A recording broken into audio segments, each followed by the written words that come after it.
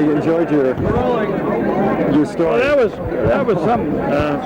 You won't find that ever happening where from 8 miles up, 2 airplanes absolutely straight down. And we were going like a bat out of hell. I could imagine. With me now is Tony LeVier, and he told us quite a few interesting stories tonight. And Tony, you've been flying since you've been 15 years old. Yes. Tell us a little bit about that, why you got started in flying. Well, I'd always shown an interest in flying, and my first attempt to fly, I was cool and didn't buy a ticket and fly. The airplanes didn't look safe. They looked shabby, and that was in 1926, and it was Lindbergh's flight across the ocean in May of 1927 that gave me the spark to fly, and I took my first flying as a passenger the following weekend, and I was 14 at the time. The following year, July the 2nd, at Balboa Island, you're familiar with that? Absolutely. We all are. We were there for the 4th of July holiday, and going down the aisle of the Balboa Theater that's still there, I spotted what I thought was a dollar bill, and I picked it up with my toes. We were barefooted, my friend and I unraveled it. It was a $10 bill. The first thing that came to mind was to take a flying lesson the next day, and I broke loose from the family and said I was going home. I was homesick for grandmother back in Whittier, and I went right to the Santa Ana Airport, which is now John Wayne Airport.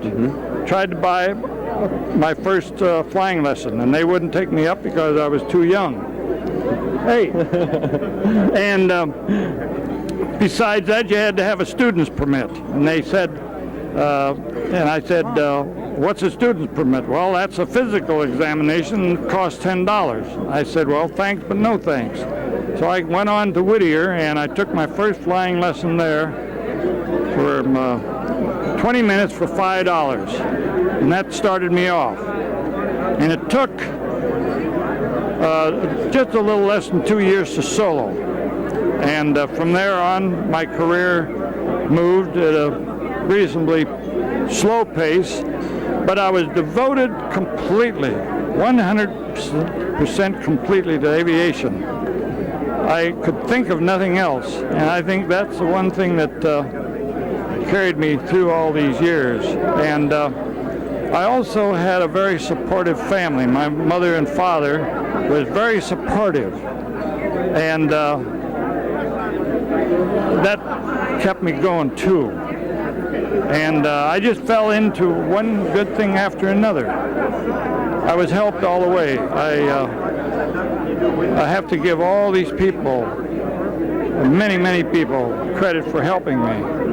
And the flying that the instructors, I had 6 instructors before I soloed, being an airport brat, the grease monkey. Working your way through. Yeah, the what do you call it? The gopher. Did everything. I learned to work on engines and airplanes. I was an accomplished mechanic at about 16 years old.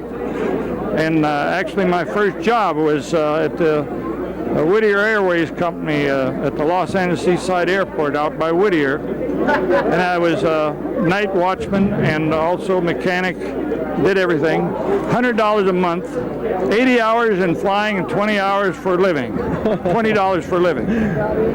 And you think we've had hard times. They were hard, but we accepted it. But with your drive, your dedication, and just driving, because that's what you wanted to do, I did. You went for it. Yeah. That's good. I never dreamed of being a test pilot. Never.